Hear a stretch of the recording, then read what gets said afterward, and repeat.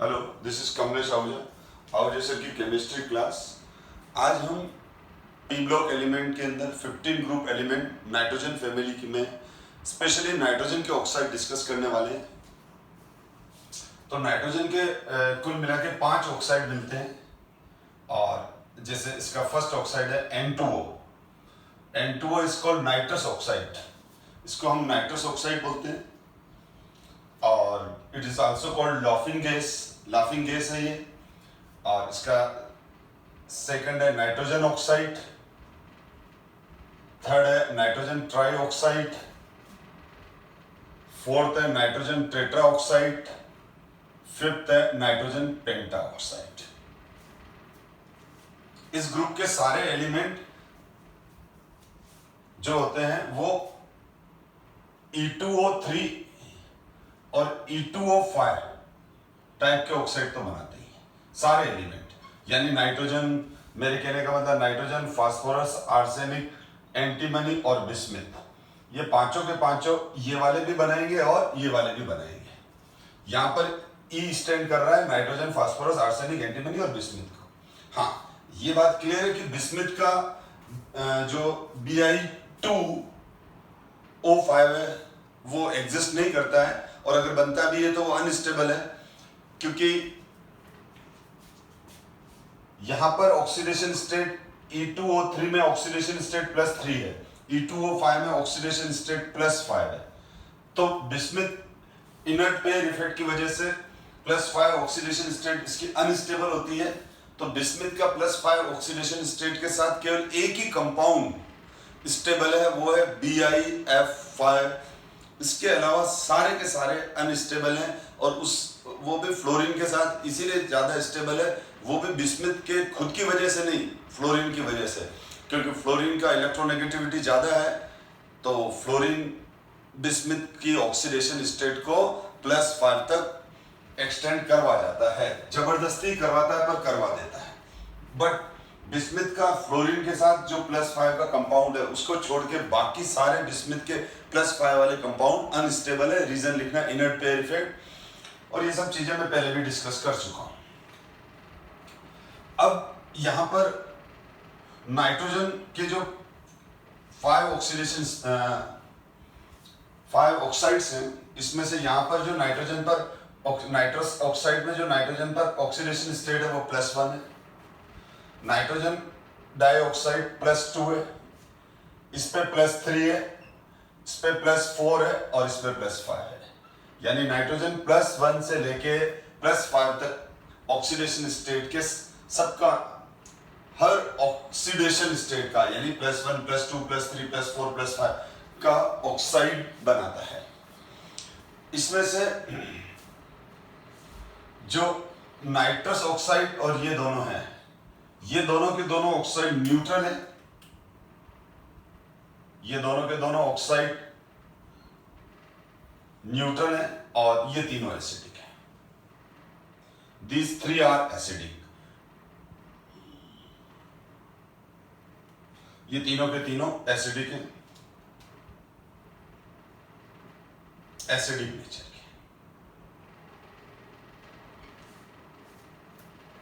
और इनमें भी जो एसिडिक नेचर है, तो अगर हम लेफ्ट टू राइट चलें तो जब ट्रेड आता है तो नंबर 1 ऑक्सीडेशन स्टेट और number oxidation state of nitrogen atom increase हो रहा है, जो पहले अपन इसमें देख ही लें।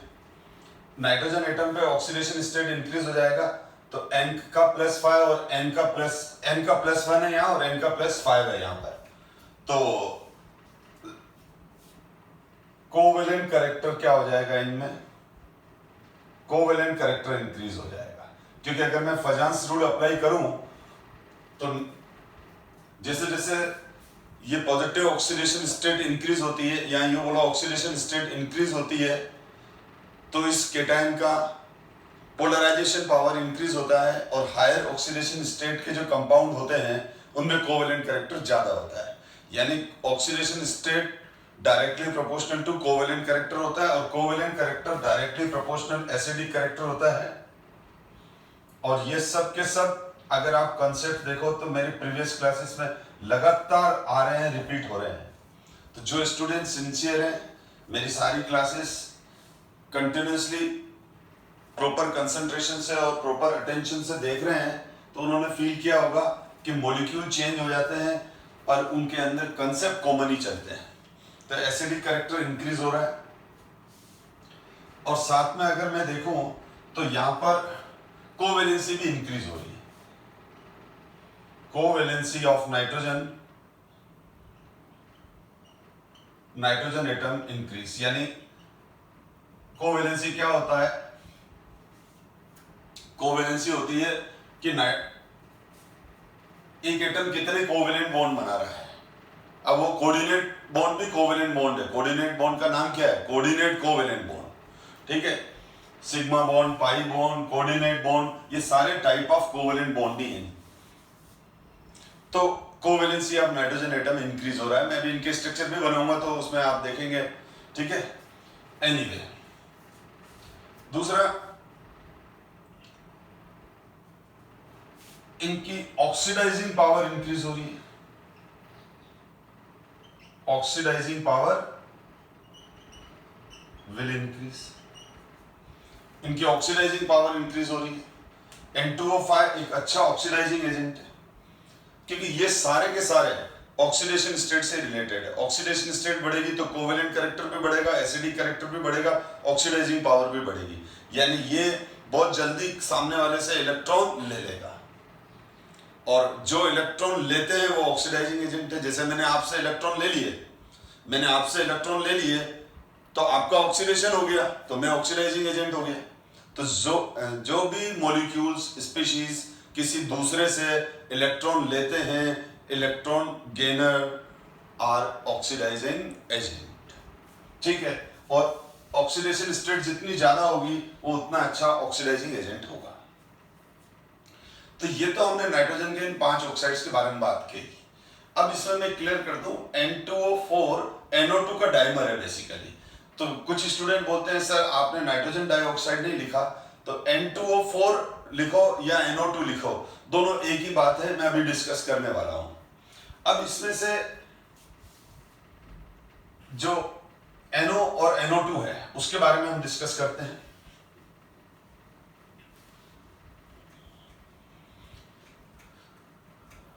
इसमें अगर हम देखें तो ये जो NO2 है, पहले तो NO2 देख लो बेटा।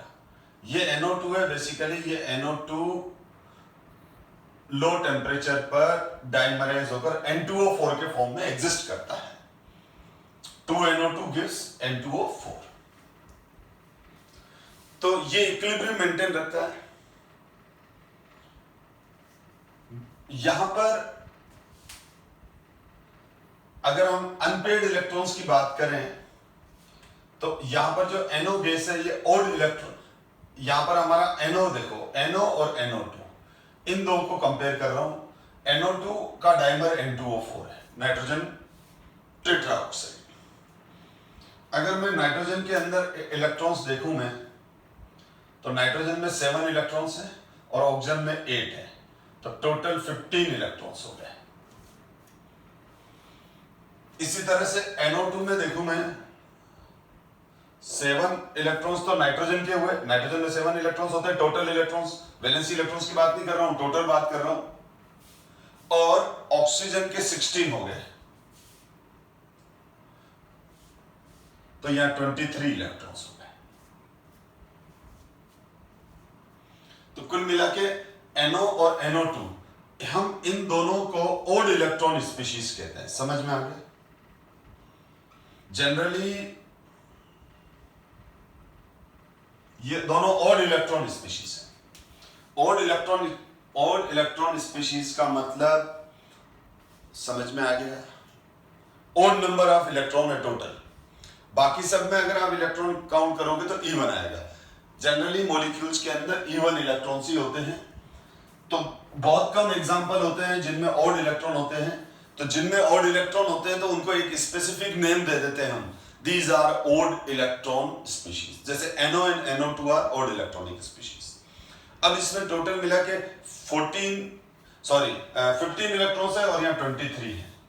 तो अब जब यहाँ तो इसमें क्या हो जाएगा, तो आपको मालूम है इलेक्ट्रॉन तो पेयर के फॉर्म में रहते हैं इस तरह से एक ऑर्बिटल में। तो ये तो 15 इलेक्ट्रॉन्स हैं तो 7 तो पेयर्स हो जाएंगे इलेक्ट्रॉन्स के, बट 1 इलेक्ट्रॉन अनपेयर्ड रहेगा। 1 इलेक्ट्रॉन अनपेयर्ड रहेगा। इज इट क्लियर भाई? 15 इलेक्ट्रॉन्स हैं और आपको मालूम है एक ऑर्बिटल में 2 इलेक्ट्रॉन आते हैं, एक क्लॉकवाइज एक एंटी क्लॉकवाइज, तो एक पेयर हो गए। तो 15 में से कितने, 15 के अगर पेयर बनाओगे तो 7 पेयर ही बनेंगे। 7 × 2 14, एक अनपेयर्ड इलेक्ट्रॉन हो जाएगा। सिमिलरली यहाँ 23 हैं तो यहां पर कुल मिला के 11 पेयर्स मिलेंगे। 11 पेयर्स मिलेंगे 11 पेयर्स मिलेंगे मतलब 22 इलेक्ट्रॉन्स हो गए। 11 पेयर्स का मतलब क्या हुआ, 22 इलेक्ट्रॉन्स। और फिर यहां पर वापस वही वाली बात, 1 अनपेयर्ड मिलेगा। तो इस वजह से NO और NO2 NO और NO2 दोनों के दोनों ऑक्साइड ऑड इलेक्ट्रॉनिक स्पीशीज है, और वो ऑड इलेक्ट्रॉनिक स्पीशीज है तो इनका जो 1 एक्स्ट्रा इलेक्ट्रॉन रह जाएगा जिसकी वजह से ऑड कैरेक्टर आया, ऑड नंबर आया, तो वो पैरामैग्नेटिक हो गया। क्योंकि जिन स्पीशीज में सारे पेयर्ड इलेक्ट्रॉन होते हैं, हम उनको बोलते हैं डायमैग्नेटिक। और यहां पर क्या हो रहा है, यहां पर NO और NO2 में एक एक अनपेयर्ड इलेक्ट्रॉन रह गया, इसीलिए NO और NO2 दोनों के दोनों डायमैग्नेटिक नाइट्रोजन ऑक्साइड हैं। दोनों के दोनों डायमैग्नेटिक नाइट्रोजन ऑक्साइड हैं और साथ में इनकी फिजिकल स्टेट गैस है। अब हम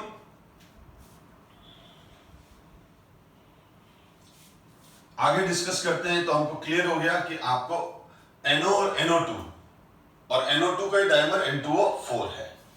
ये दोनों डायमैग्नेटिक गैसेस हैं क्योंकि इनमें एक अनपेयर्ड इलेक्ट्रॉन है। डायमैग्नेटिक नहीं, पैरामैग्नेटिक। जिनमें अनपेयर्ड इलेक्ट्रॉन होते हैं हम उनको पैरामैग्नेटिक कहते हैं, जिनमें अनपेयर्ड इलेक्ट्रॉन होते हैं उनको हम पैरामैग्नेटिक कहते हैं। तो NO और NO2 दोनों में एक एक इलेक्ट्रॉन है तो उसको हम क्या बोलेंगे, पैरामैग्नेटिक नाइट्रोजन ऑक्साइड्स हैं, ये पैरामैग्नेटिक है। और जिनमें सब पेयर्ड इलेक्ट्रॉन होते हैं उनको डायमैग्नेटिक कहते हैं। जिनमें सब पेयर्ड इलेक्ट्रॉन्स होते हैं हम उनको क्या बोलते हैं, डायमैग्नेटिक। ठीक, तो मैं वापस कह रहा हूं, NO और NO2, NO एंड NO2 दोनों में क्या है, एक एक अनपेयर्ड इलेक्ट्रॉन है। तो NO और NO2 दोनों ऑड स्पीशीज हैं तो दोनों में एक एक अनपेयर्ड इलेक्ट्रॉन है, इसीलिए NO and NO2 both are paramagnetic. जिनमें अनपेयर्ड इलेक्ट्रॉन होते हैं उनको हम पैरामैग्नेटिक स्पीशीज कहते हैं। अब ध्यान देना बेटा, अब अगर मैं स्ट्रक्चर की बात करूं तो स्ट्रक्चर ये हो जाता है इनका, ये नाइट्रोजन ऑक्साइड, नाइट्रस ऑक्साइड जिसको लाफिंग गैस बोलते हैं, ये पॉइजनस है। ठीक है ना, जब स्मॉल क्वांटिटी में ही इसको इनहेल करता है कोई पर्सन तो उसका नर्वस सिस्टम पर एक बैड इफेक्ट पड़ता है और वो ऐसा लगता है कि वो हंस रहा है, वो रियल में हंस नहीं रहा होता है, अंतिम क्षणों की तरफ जा रहा होता है वो। तो ये पॉइजनस गैस है, अगर एक्सेस में कोई इनहेल कर देगा तो उसकी डेथ हो जाती है। ठीक है, बाकी ये नर्वस सिस्टम पर एक बैड इफेक्ट डालता है। तो N2O का स्ट्रक्चर ये है कि N2 का ये स्ट्रक्चर होता है बेटा, और इन दोनों नाइट्रोजन पर क्या है, लोन पेयर है। और जब इसे ऑक्सीजन कंबाइन करता है तो ये जो नाइट्रोजन का लोन पेयर है, ये वाला, ये नाइट्रोजन का लोन पेयर से कोऑर्डिनेट कोवेलेंट बॉन्ड बना देता है। ठीक है, तो ये लोन पेयर पूरा का पूरा इसके साथ, अब ऑक्सीजन का भी ऑक्टेट कंप्लीट हो गया क्योंकि ऑक्सीजन में 2 6 थे और कोऑर्डिनेट कोवेलेंट बॉन्ड की वजह से 2 इलेक्ट्रॉन एक्स्ट्रा इसके पास शेयरिंग में आ गए, ऑक्टेट कंप्लीट हो गया। तो N2O में 2 नाइट्रोजन है, इसमें से एक नाइट्रोजन पर एक नाइट्रोजन पर तो क्या है, लोन पेयर है, और एक नाइट्रोजन पर लोन पेयर नहीं है। और यहां पर यह लीनियर मॉलिक्यूल है। कौन सा मॉलिक्यूल है, लीनियर मॉलिक्यूल है। पर यह ध्यान रखना, ये लीनियर मॉलिक्यूल है, पोलर है, साथ में ये पोलर है। सिमिलरली अगर मैं NO की बात करूं तो नाइट्रोजन का इलेक्ट्रॉनिक कन्फिगरेशन क्या है, नाइट्रोजन का इलेक्ट्रॉनिक कन्फिगरेशन है 1 1 1 3 अनपेयर्ड इलेक्ट्रॉन। और अगर मैं ऑक्सीजन एटम का इलेक्ट्रॉनिक कन्फिगरेशन लिखूं तो ऑक्सीजन एटम का जो इलेक्ट्रॉनिक कन्फिगरेशन है वो ये है। तो ऑक्सीजन के पास तो 2 लोन पेयर होते हैं और 2 बॉन्ड बनाएगा। नाइट्रोजन के पास 1 लोन पेयर होता है ग्राउंड स्टेट में और 3 बॉन्ड बनाएगा। तो नाइट्रोजन के पास ये तो हो गया इसका लोन पेयर, और ये क्रॉस वाले हो गए 3 अनपेयर्ड इलेक्ट्रॉन 1 2 3, ये रहा 1 2 3। इसी तरह से इसके सामने मैं ऑक्सीजन लिख रहा हूं तो ऑक्सीजन पर हो जाएंगे ये दोनों लोन पेयर, ये वाला और ये वाला। Is it clear? और 2 अनपेयर्ड इलेक्ट्रॉन हो जाएंगे ये क्रॉस वाले 2 अनपेयर्ड इलेक्ट्रॉन। तो होता क्या है, यहां पर ये वाले तो शेयरिंग करके बॉन्ड बना देते हैं। तो यहां पर क्या हो गया, अल्टीमेटली अगर मैं इसका स्ट्रक्चर बनाऊं तो N डबल बॉन्ड O, और इस नाइट्रोजन पर 1 लोन पेयर, इस ऑक्सीजन पर 2 लोन पेयर, और ये जो क्रॉस वाला 1 इलेक्ट्रॉन है ये ऐसा का ऐसा अनपेयर्ड इलेक्ट्रॉन रह गया। ये बॉन्डिंग में इन्वॉल्व नहीं है। ये कौन सा हो गया, अनपेयर्ड इलेक्ट्रॉन। किसका, अनपेयर्ड इलेक्ट्रॉन ऑफ नाइट्रोजन। क्या हो गया, ये अनपेयर्ड इलेक्ट्रॉन ऑफ नाइट्रोजन। आप देख लो, ये तो नाइट्रोजन का लोन पेयर हो गया, ये 3 बॉन्ड बनाएगा, ये तीनों इलेक्ट्रॉन मैंने यहां क्रॉस के फॉर्म में लिख दिए। ऑक्सीजन के पास ग्राउंड स्टेट में 2 लोन पेयर है ये, और 2 बॉन्ड बनाएगा, तो ये रहे 2 लोन पेयर।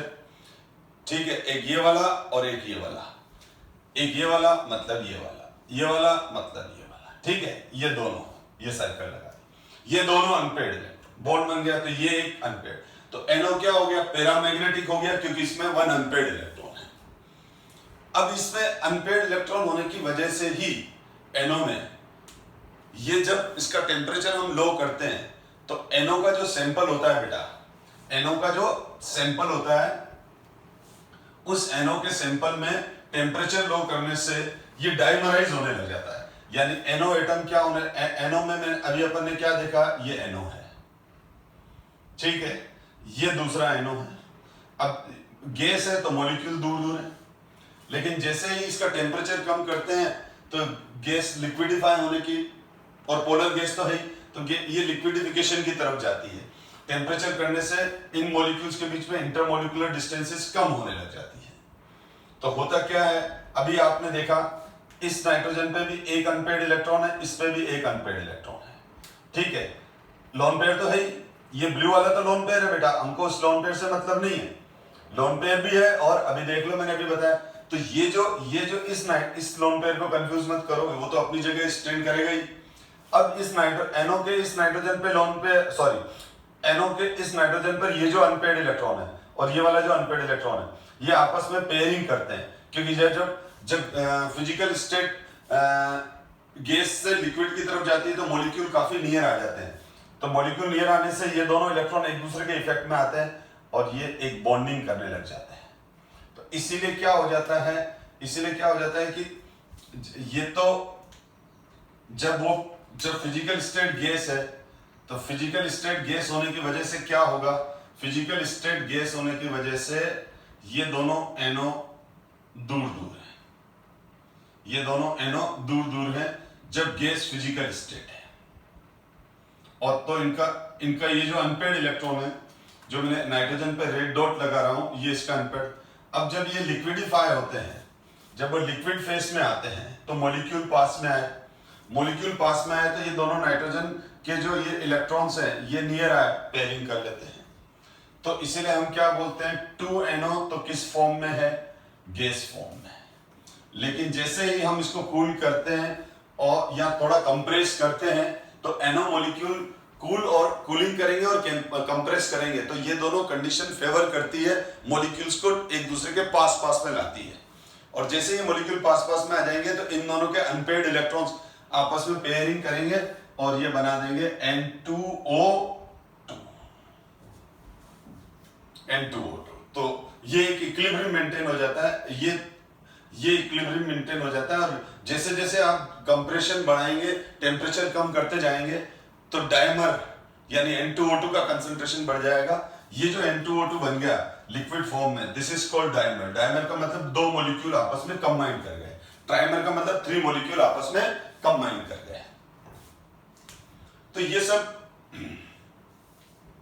इसी तरह से अगर हम NO2 की बात करें तो NO2 का भी इलेक्ट्रॉनिक कन्फिगरेशन यही होता है। अब मैंने क्या कहा, NO2 को देखो बेटा, NO2 में क्या होगा।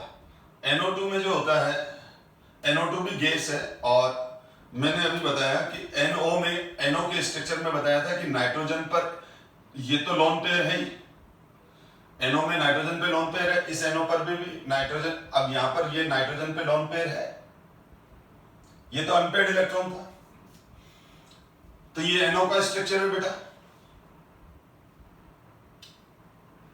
अब NO2 की बात कर रहा हूं मैं, तो NO2 की जब मैं बात करूंगा, NO2 के बारे में बात कर रहा हूं मैं, तो ऑक्सीजन, एक ऑक्सीजन एटम और यहां पर भी एक ऑक्सीजन एटम एक्स्ट्रा आएगा। और ऑक्सीजन के आउटर मोस्ट ऑर्बिट में कितने इलेक्ट्रॉन है, 2 6। इसका ऑक्टेट कंप्लीट करने के लिए इसको कितने इलेक्ट्रॉन चाहिए, 2।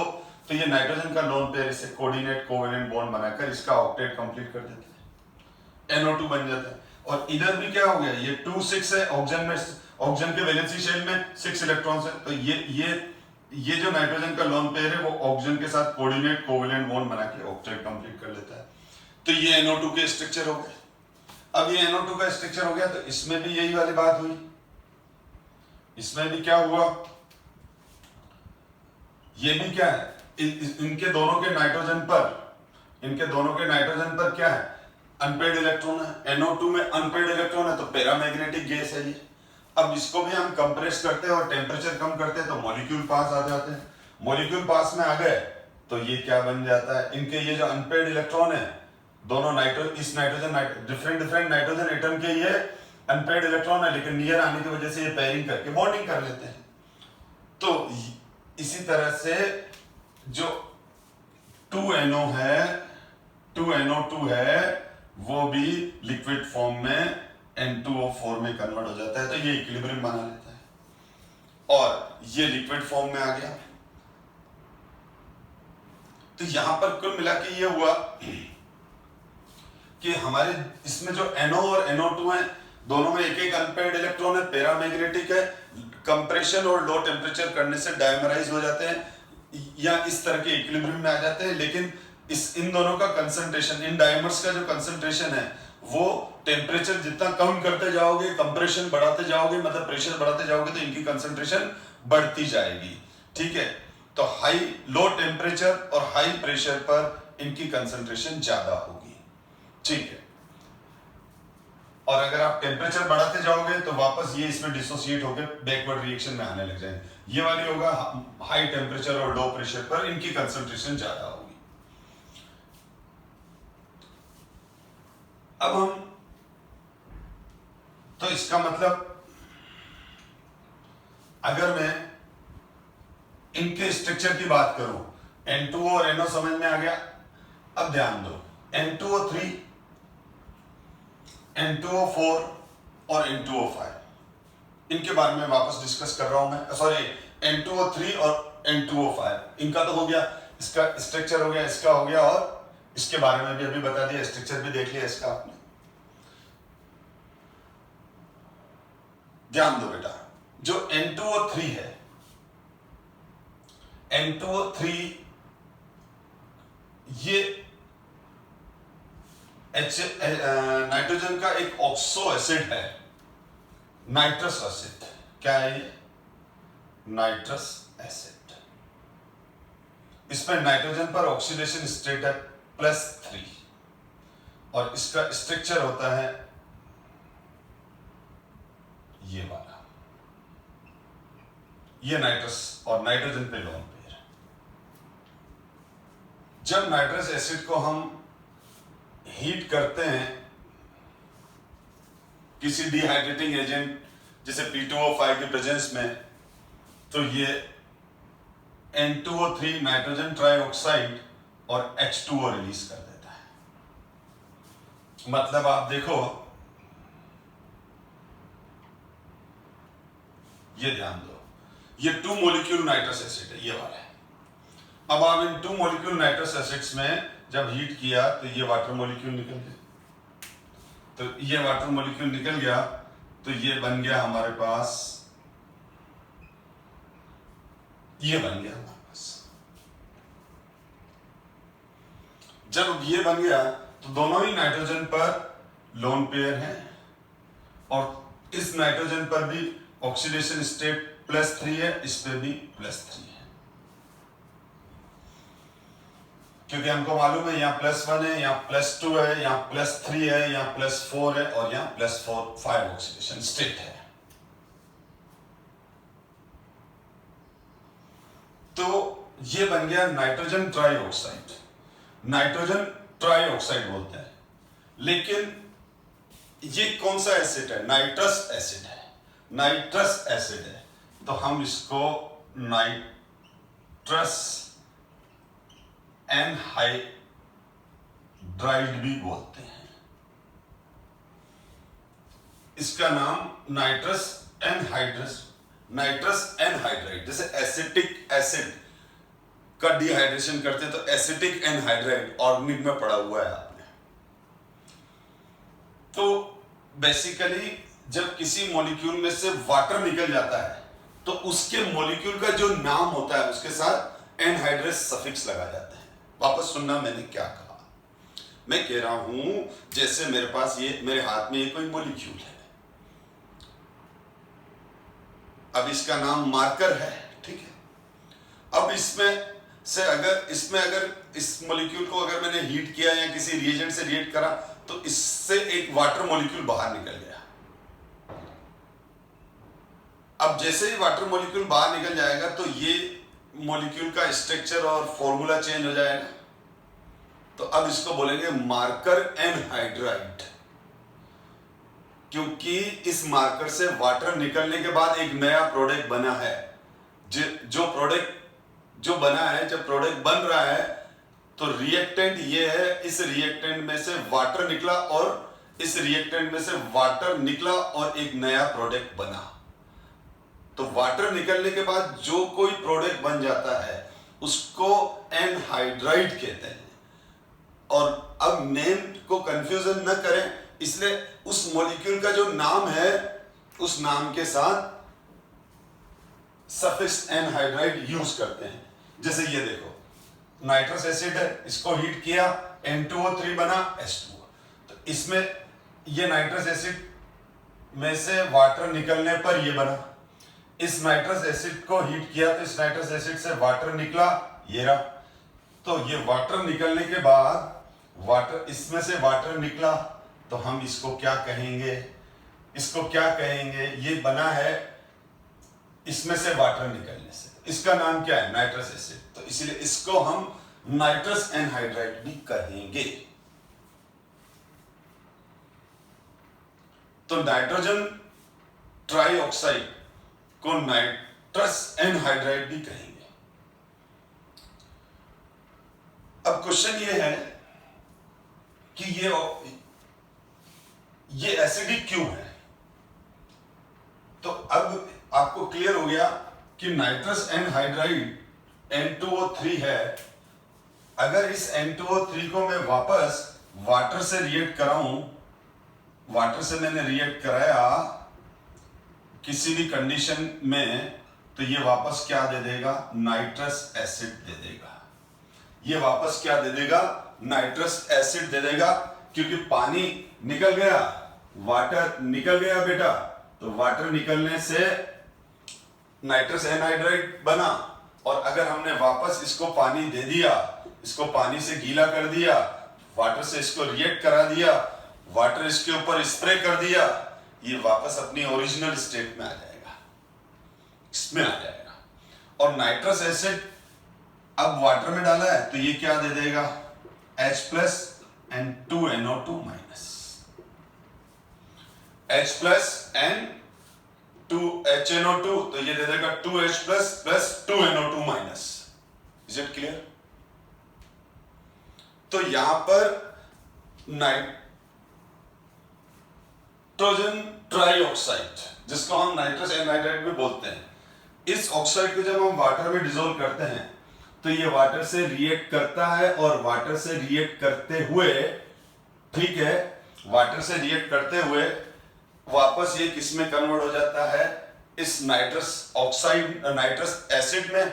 और ये नाइट्रस एसिड वाटर के अंदर ही डाला हुआ है, तो फिर ये एसिड है, तो एसिड आपको मालूम है एसिड वाटर के अंदर H प्लस आयन रिलीज कर देता है। मॉडर्न कंसेप्ट के according H3O plus hydronium ion release करता है। अभी उसको मैं कंफ्यूज नहीं कर रहा हूं, 11 के अंदर नहीं जा रहा हूं। तो सीधी बात है, ये एक्वस मीडियम का हाइड्रोनियम आयन कंसंट्रेशन बढ़ा देगा, और या यूं बोलो ये एसिडिक मीडियम को एसिडिक बना देगा, क्योंकि जैसे ये HNO2 में कन्वर्ट होगा तो H प्लस आयन रिलीज हो जाएगा, यानी मीडियम एसिडिक हो जाएगा। इसीलिए N2O3 को हम एसिडिक ऑक्साइड कहते हैं। N2O3 को हम क्या बोलते हैं, एसिडिक ऑक्साइड बोलते हैं। ये और ऑक्सो एसिड में ये होता है कि देखो OH है, देखा ना आपने, HNO2 का अगर मैं स्ट्रक्चर बनाऊं तो ऑक्सो एसिड मतलब नाइट्रोजन है और ऑक्सीजन है, नाइट्रोजन ऑक्सीजन और हाइड्रोजन, नाइट्रोजन ऑक्सीजन और हाइड्रोजन है, तो इन और वो एसिडिक कैरेक्टर शो कर रहा है तो उसको ऑक्सो एसिड बोलते हैं। ठीक है, जैसे देखो आप ऑक्सो एसिड के एग्जांपल, HNO3 एक ऑक्सो एसिड है, ऑक्सीजन हाइड्रोजन और एलिमेंट एसिड है। H2SO4 को हम ऑक्सो एसिड बोलते हैं क्योंकि ऑक्सीजन है, हाइड्रोजन है और सल्फर है। यानी देखो सारे ऑक्सो एसिड में एक X एलिमेंट होगा और साथ में ऑक्सीजन और हाइड्रोजन होगा, और वो हाइड्रोजन क्या रिलीज करेगा, वो H प्लस आयन रिलीज करेगा। HNO3, H2SO4, HNO2, H2SO3, HClO2, HClO3, HiO3, HiO4, H3PO4, H2CO3, इन सब को हम, ये जितने भी मैंने एग्जाम्पल लिखे हैं, इन एग्जाम्पल को देख के समझो ये सारे के सारे ऑक्सो एसिड्स हैं। मैं एक ऑक्सो एसिड पे पूरा अलग से क्लास बनाऊंगा जिसमें केवल ऑक्सो एसिड डिस्कस करूंगा मैं। ध्यान दो बेटा, तो अब आपको समझ में आ गया कि ये नाइट्रस एसिड एक ऑक्सो एसिड है, उसको हीट किया, नाइट्रोजन ट्राइऑक्साइड बना और वाटर निकल गया, तो इसीलिए इसको नाइट्रस एनहाइड्राइड कहेंगे। अब मैं एक बार N2O5 की बात करूं तो ये है HNO3 और इसको बोलते हैं हम नाइट्रिक एसिड, इक ऑक्सीडेशन स्टेट +5। देखो नाइट्रस एसिड, अस मतलब lower oxidation state, nitric acid, इक मतलब हायर ऑक्सीडेशन स्टेट। अस और इक से आप प्रिडिक्ट कर लोगे कि किस पर लोअर ऑक्सीडेशन स्टेट है। नाइट्रस अस आ गया मतलब लोअर ऑक्सीडेशन स्टेट वाला है, नाइट्रिक मतलब हायर ऑक्सीडेशन स्टेट वाला है। सल्फ्यूरस एसिड तो सल्फर पर +4 ऑक्सीडेशन स्टेट है। सल्फ्यूरिक एसिड H2SO4 +6 है। तो जहां इक वर्ड आ गया लास्ट में तो समझ लेना वो हायर ऑक्सीडेशन स्टेट का ऑक्सो एसिड है। अस आ गया तो लोअर वाला है। नाइट्रस एसिड +3 वाला ऑक्सो एसिड है, नाइट्रिक एसिड +5 वाला है। सल्फ्यूरस एसिड H2SO3 सल्फर पर +4 होता है, H2SO4 सल्फर पर +6 होता है। इसको बोलते हैं sulphurous acid lower oxidation state, sulphuric acid higher oxidation state. Ous और इक सफिक्स से आप प्रिडिक्ट कर लोगे कि कौन सा एसिड हायर ऑक्सीडेशन स्टेट वाला है। तो हमेशा अस एसिड से इक एसिड ज्यादा स्ट्रॉन्ग एसिड होंगे क्योंकि ऑक्सीडेशन स्टेट बढ़ गई। अस एसिड से ज्यादा स्ट्रॉन्ग ऑक्सीडाइजिंग एजेंट होंगे इक, ठीक है। एनीवे आगे डिस्कस करेंगे, ऑक्सो एसिड में डिटेल में बात करूंगा मैं इसके बारे में। चल अब ये HNO3 आ गया, तो अगर मैं HNO3 की बात करूं बेटा, तो HNO3 का जो स्ट्रक्चर है वो ये है, नाइट्रोजन। ये तो अभी आपने किसका स्ट्रक्चर देखा था, नाइट्रस एसिड। नाइट्रस एसिड में नाइट्रोजन की कोवैलेंसी 3 है, और इधर से यहां पर भी देख लो, इसकी कोवैलेंसी 1 2 3 है नाइट्रोजन की। तो इसमें N2O3 में अगर पूछा जाए N2O3 में नाइट्रोजन की कोवैलेंसी कितनी है, 3 है, क्योंकि वो 3 बॉन्ड बना रहा है बेटा। पर यहां पर HNO3 में ये नाइट्रोजन का जो लोन पेयर है, ये lone pair coordinate covalent bond बना देता है। और HNO3 में ये तो था नाइट्रस एसिड, और इस पर नाइट्रोजन पर ऑक्सीडेशन स्टेट है 3। अब ये नाइट्रोजन अपने 2 इलेक्ट्रॉन देकर इसके साथ कोऑर्डिनेट कोवैलेंट बॉन्ड बना देता है। 2 इलेक्ट्रॉन दे रहा है तो +3 से बढ़कर +5 ऑक्सीडेशन स्टेट हो गया। और HNO3 में नाइट्रोजन की कोवैलेंसी 1 2 3 4 हो गए। मैंने क्या कहा, सिग्मा बॉन्ड हो, पाई बॉन्ड हो, चाहे कोऑर्डिनेट बॉन्ड हो, है तो कोवैलेंट बॉन्ड, शेयरिंग बॉन्ड। अब ये दूसरा HNO, अब हम जब P2O5 की प्रेजेंस में इसको हीट करते हैं, मैंने क्या कहा था, P2O5 डायमर के फॉर्म में मिलता है, ठीक है। तो इसमें से ये वाटर मॉलिक्यूल निकला, H2O निकला, और N2O5 बन गया, नाइट्रोजन पेंटा ऑक्साइड बन गया। अब ये जब नाइट्रोजन पेंटा ऑक्साइड बन गया तो यहां पर क्या हो जाएगा, देख लो आप, यहां से ये हो गया, ये एक बढ़ गया, +3 से +5 आ गया, ये एक और 2 इलेक्ट्रॉन और इधर गए हैं। तो N2O5 में नाइट्रोजन की कोवैलेंसी 1 2 3 4 है। ध्यान देना, एनसीईआरटी का क्वेश्चन है कि बुक के अंदर क्वेश्चन पूछ रखा है कि N2O5 में नाइट्रोजन की कोवैलेंसी कितनी है, 1 2 3 4, ध्यान रखना, ठीक है। 1 2 3 4 दोनों अलग अलग नाइट्रोजन है, अपने इंडिपेंडेंट नाइट्रोजन है, तो हर एटम की अपनी कोवैलेंसी है। अब यहां पर ये इसका नाम नाइट्रोजन पेंटा ऑक्साइड है। सोचो इसका दूसरा नाम क्या बनेगा, इसका दूसरा नाम क्या होगा। अगर आप ये सोच रहे हो तो सही सोच रहे हो, नाइट्रिक एनहाइड्राइड। और नाइट्रिक एनहाइड्राइड बन गया N2O5। और जब ये N2O5 बन गया तो ओके, अब वापस हमने N2O5 को वाटर में डिसोल्व करके रख दिया, तो धीरे धीरे ये वाटर से रिएक्शन करके ये अंदर वापस HNO3 बनाने लग जाएगा, और वापस H+ आयन रिलीज करके मीडियम को एसिडिक बना देगा। तो ये सब हम नाइट्रोजन के ऑक्साइड्स के बारे में डिस्कस कर रहे थे कि कौन सा डायमराइज होता है, कौन सा नहीं होता है, कौन से ऑड इलेक्ट्रॉन है, paramagnetic, diamagnetic, oxidising nature, acidic nature, ठीक है। और ऑक्सीडेशन स्टेट बढ़ने से एसिडिक नेचर बढ़ती है। तो N2O और NO न्यूट्रल ऑक्साइड हैं।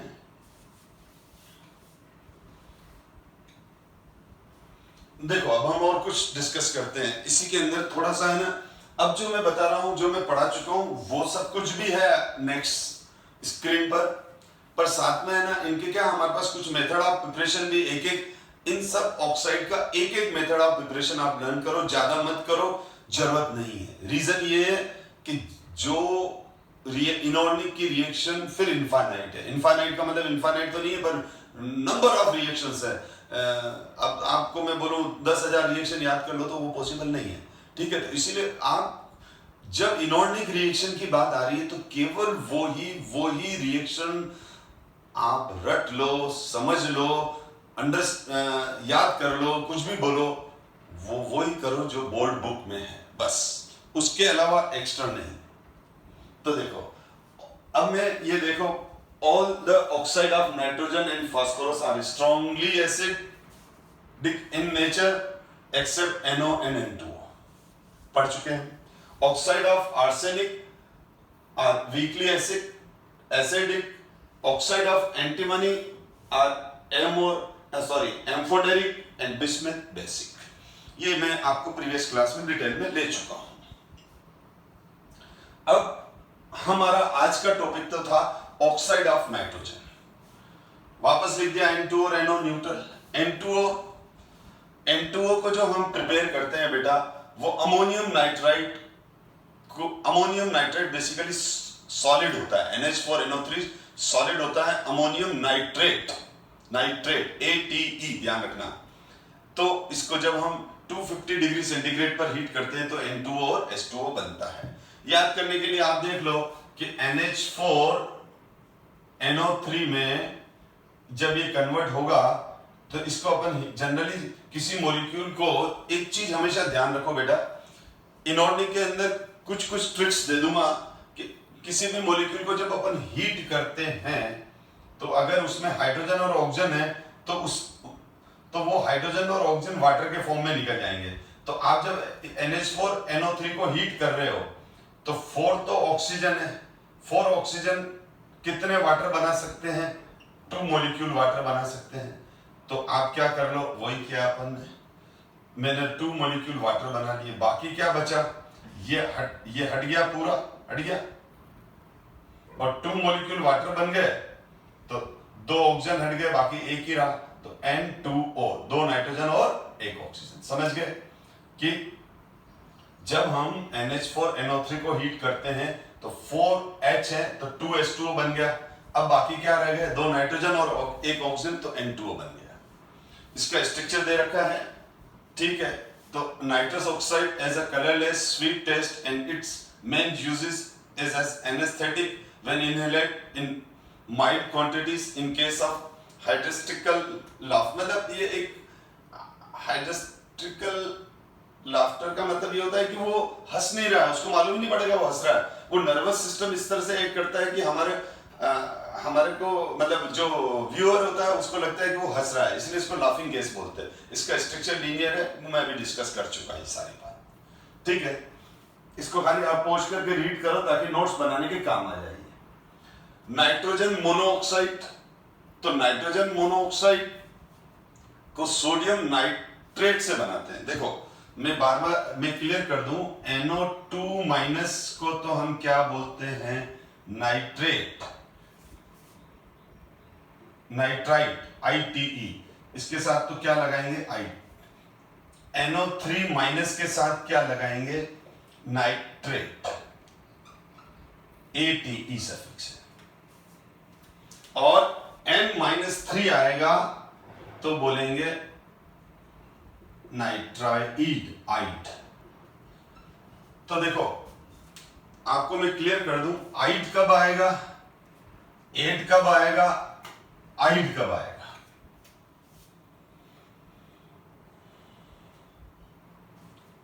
ऑक्सीजन बढ़ गया यानी लोअर ऑक्सीडेशन स्टेट पर आइड आएगा. सबसे लोवेस्ट ऑक्सीडेशन स्टेट पर तो आइड आएगा.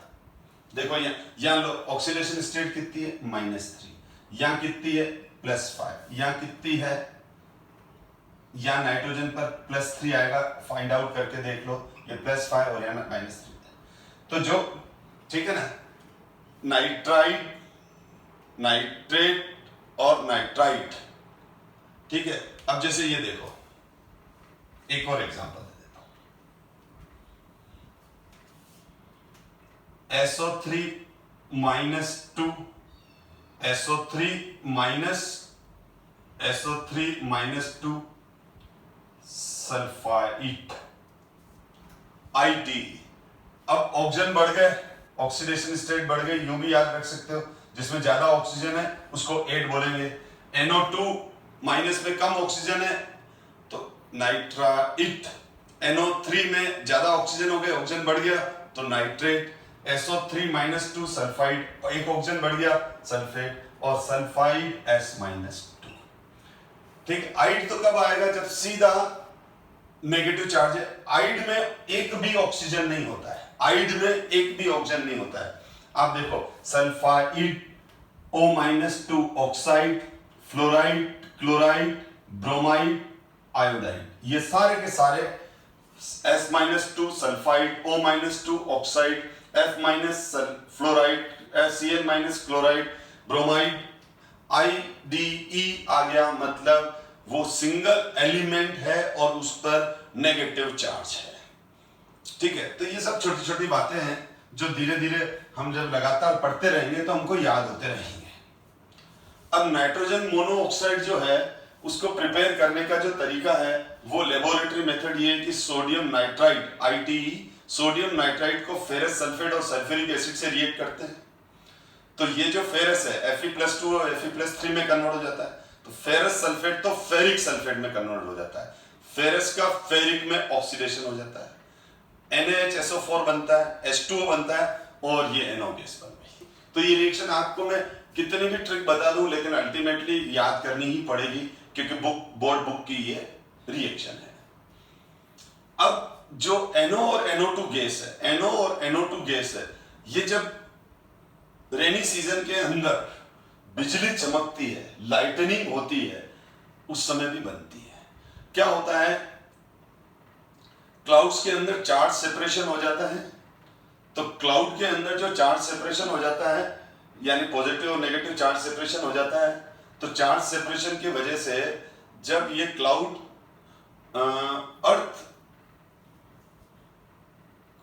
अर्थ सरफेस के नियर आते हैं, यानी नियर आने का मतलब ये नहीं कि उसको टच कर रहे हैं, यानी थोड़ा सा हाइट, अर्थ से इसकी हाइट कम हो जाती है, तो जब ये अर्थ के सरफेस या अर्थ के ऊपर जो बड़ी बड़ी बिल्डिंग बनी हुई है, धरती पे जो बिल्डिंग बनी, उन ऑब्जेक्ट्स के कांटेक्ट में आते हैं तो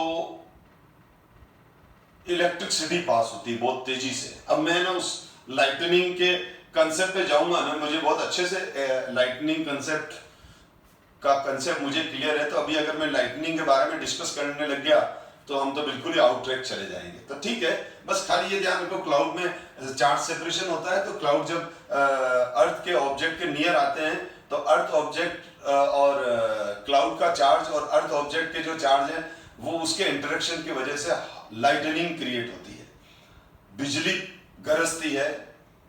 ठीक है, और उस समय बहुत ज्यादा temperature, around 3000 degree, lightning point पर 3000 डिग्री टेम्परेचर बनता है, और जब 3000 डिग्री टेम्परेचर बनता है तो एटमॉस्फेयर में N2 और O2 का कंसंट्रेशन सबसे ज्यादा है, तो अराउंड 3000 केल्विन पर जब लाइटनिंग हो रही है तो ये रिएक्ट करके नाइट्रोजन ऑक्साइड बनाते हैं। तो नेचर के अंदर अगर आपको पूछ ले कि क्या कोई नेचुरल फिनोमेना है जहां पर नाइट्रोजन ऑक्साइड बनता हो, तो आप बोलोगे लाइटनिंग है। रेनी सीजन में कभी भी आप देखोगे जब लाइटनिंग हो रही है तो समझ लो उस लाइटनिंग पॉइंट पर नाइट्रोजन ऑक्साइड बना। फिर नाइट्रोजन ऑक्साइड ऑड इलेक्ट्रॉन है, ये मोर रिएक्टिव है, तो ये फिर नाइट्रोजन ऑक्साइड वापस O2 से रिएक्शन करके NO2 बना देती है, यानी लाइटनिंग से एटमॉस्फेयर में NO2 गैस का कंसंट्रेशन बढ़ता है। तो जितनी ज्यादा लाइटनिंग होगी, ठीक है, तो वो NO2, तो नाइट्रोजन, इस वजह से जो नाइट्रोजन ऑक्साइड है वो फॉग में और स्मॉग में उसका कंसंट्रेशन ज्यादा होता है बारिश के दिनों में। NO2 brown nitrogen dioxide gas है, ये ब्राउन कलर की, इसलिए ब्राउन फॉन्ट में लिखा है मैंने इसको। एनीवे आगे बढ़ता हूं मैं। अब ये जो NO है, NO इटसेल्फ कलरलेस गैस है, स्वीट स्मेलिंग है, बट NO जब फ्रेशली प्रिपेयर्ड FeSO4 सॉल्यूशन के साथ रिएक्ट करता है, NO, ये दोनों जब रिएक्ट, इसके बारे में मैं वापस आगे भी डिस्कस कर रहा हूं, तो NO जब फ्रेशली प्रिपेयर्ड FeSO4 से रिएक्ट करता है तो FeNO H2O, ये वाला कंपाउंड बनाता है, ये ब्राउन कलर का होता है, और इसको रिंग टेस्ट भी बोलते हैं। मैं रिंग टेस्ट बाद में अलग से डिस्कस करूंगा, इसलिए अभी आप इसको कंफ्यूज मत करो। रिंग टेस्ट वर्ड को अभी इग्नोर करो, नेक्स्ट क्लास में रिंग टेस्ट आने वाला है। ठीक है, तो इसको बोलते हैं नाइट्रोसोफेरस सल्फेट, यानी NO जब फ्रेशली प्रिपेयर्ड FeSO4 सॉल्यूशन से रिएक्ट करता है तो ब्राउन कलर का नाइट्रोसोफेरस सल्फेट बनाता है जिसका फॉर्मूला ये है, लेकिन इसकी टेस्ट ट्यूब में रिंग बनती है, ऊपर डेंसिटी कम होती है, इस वजह से एक रिंग की तरह बन जाता है, बाहर से रिंग की तरह दिखता है, इसीलिए उसको रिंग टेस्ट बोलते हैं। पर रिंग टेस्ट में अगले क्लास में डिस्कस करूंगा। और नाइट्रिक ऑक्साइड यानी NO ओड इलेक्ट्रॉन मॉलिक्यूल है, मैंने बता दिया आपको। In gaseous state it's paramagnetic क्योंकि नंबर ऑफ अनपेयर्ड इलेक्ट्रॉन है। In gaseous state it is a paramagnetic due to one unpaired electron. Total number of electrons is 15। However, it is not colored in the gaseous state but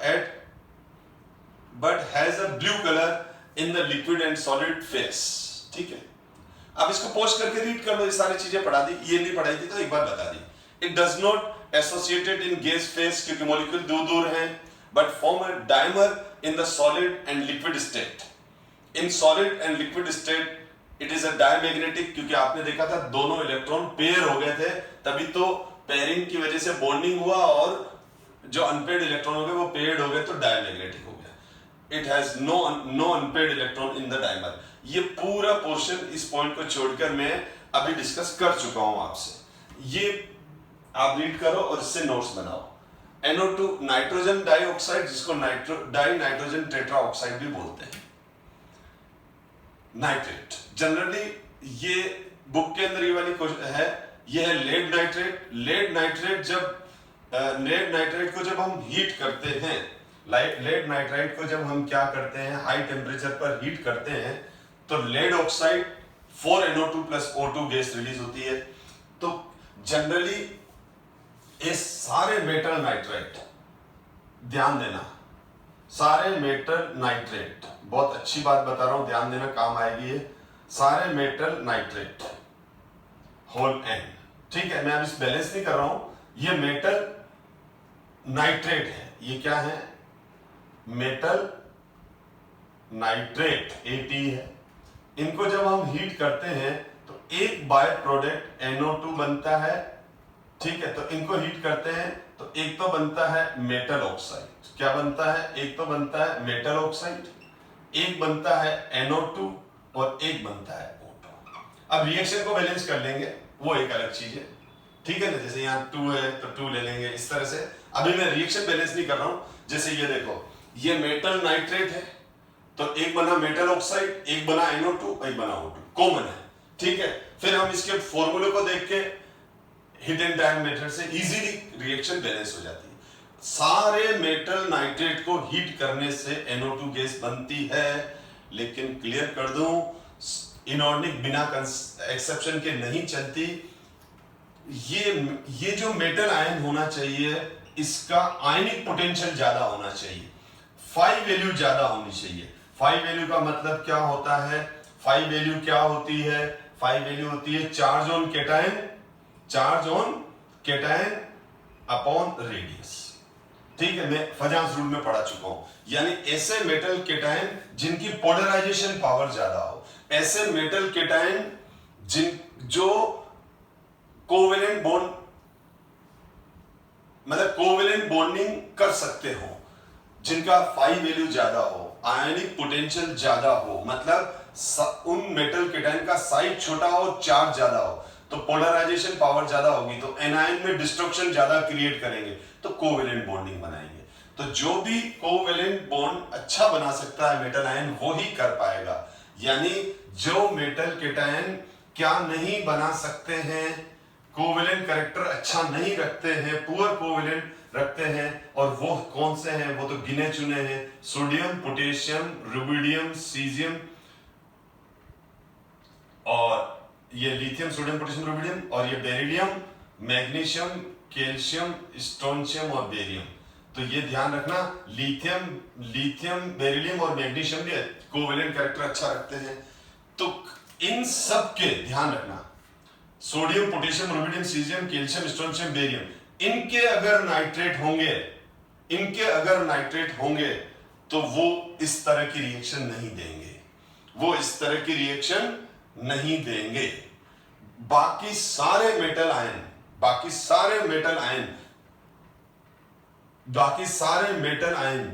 के ऐसे nitrate, हमेशा NO2 gas देंगे, चाहे वो lead nitrate हो, चाहे वो lithium nitrate हो, चाहे वो बेरिलियम नाइट्रेट हो। अब इसकी जगह अगर मैं पीबी की जगह BE लिखूं तो BeNO3 होल ट्वाइस 2, ये तो ये रिएक्शन हो जाएगा BeO 4NO2 प्लस O2, या मैग्नीशियम लिखूं तो भी हो जाएगा, या जिंक प्लस 2 लिखूं तो भी हो जाएगा, या Sn प्लस 2 लिखूं तो भी हो जाएगा। तो ध्यान दो, अब इसमें एक चीज ध्यान, इवन देन एल्यूमिनियम प्लस 3 का भी हो जाएगा, ठीक है, फॉर्मूला बदल जाएगा। लेकिन मैंने क्या कहा, जैसे लिथियम नाइट्राइड तो LiNO3 है, LiNO3 है तो इसका भी होगा। तो LiNO3 को हीट करेंगे तो क्या बनेगा, मैंने क्या कहा, ऑक्साइड NO2 प्लस O2 बिल्कुल होगा। अब इसमें 2 है तो 2 ले लिए, ठीक है, तो ये 2 बन जाएंगे। अब बैलेंस कर लो, तो ऑक्सीजन कितने हैं, 6 हैं, तो 4 और 3 तो ये हाफ O2 आ गया। और अगर इसको 4 कर दूंगा तो ये 2 हो जाएगा, ये और ये हो जाएगा, ये बैलेंस हो गई रिएक्शन।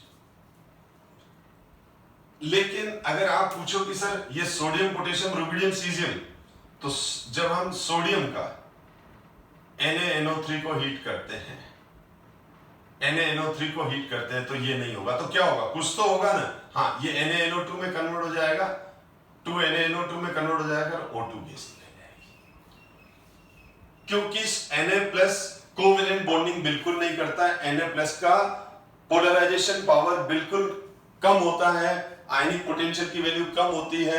अब अगर मैं मैंने क्या कहा, या ये ले लिया तो ये बन गया, या मैंने पोटेशियम ले लिया तो भी यही बन जाएगा, ठीक है, रुबिडियम ले लिया तो भी यही बन जाएगा, सीजियम ले लिया तो भी यही बन जाएगा, ठीक है, बेरिलियम में स्ट्रोंशियम ले लिया तो स्ट्रोंशियम का क्या होता है, SrNO3 होल ट्वाइस 2, क्योंकि ठीक है, तो यहां पर क्या हो जाएगा, SrNO2 whole twice 2, NO3 NO2 में कन्वर्ट हो गया। नाइट इनमें हमेशा इस तरह के कंपाउंड, अच्छा प्लस क्या निकल जाएगा, O2 गैस, ये तो हो गया नाइट्रेट, नाइट्रेट कन्वर्ट हो जाएगा नाइट्राइट में। समझ में आ गया। तो ये कॉम्पिटिटिव एग्जाम्स में क्वेश्चंस करने में आपको हेल्प करेगा। इसकी पंजेंट स्मेल है, ऑड इलेक्ट्रॉन है, पैरामैग्नेटिक है, कूल करने पर ये डायमरेज होगा, कलरलेस लिक्विड है, ठीक है, एंड इस डायमैग्नेटिक लिक्विड फॉर्म में डायमरेज हो गए। तो ये सारा मैं पढ़ा चुका हूं, अभी खाली पोस्ट करके आप रीड कर लो। अच्छा, N2O3 is called anhydride of HNO2 nitrous acid. Is it clear? It is obtained by action of, हाँ ये सीधा है, NO और NO2 से N2O3 बन जाएगा और ये एसिडिक हो गया। इसी तरह से N2O5 it is also called anhydride of nitric acid HNO3, और HNO3 को जब हम P2O5 के साथ हीट करते हैं तो ये मेटाफॉस्फोरस बनता है, मेटाफॉस्फोरस एसिड बनता है और N2O5 बनता है। ये मेटाफॉस्फोरस एसिड है, मेटाफॉस्फोरस एसिड इसका नाम, हम अभी डिस्कस करेंगे। एसिडिक स्ट्रेंथ में डिस्कस कर चुका। तो आज वाली क्लास में हमने, अच्छा ये आ गया एनसीईआरटी का question, why does NO2 dimerise, ठीक, what is the covalency of nitrogen in N2O5, तो हम ये सब डिस्कस कर चुके हैं, ठीक। अब आज वाली क्लास में मैंने आपको नाइट्रोजन ऑक्साइड बहुत अच्छे से एक्सप्लेन किए हैं, और कॉम्पिटिटिव और बोर्ड एग्जाम में क्वेश्चंस के आते हैं, तो इसको अच्छे से देख लो। आगे हम नेक्स्ट क्लास में नेक्स्ट पॉइंट के साथ I think nitric acid discuss करेंगे। ओके।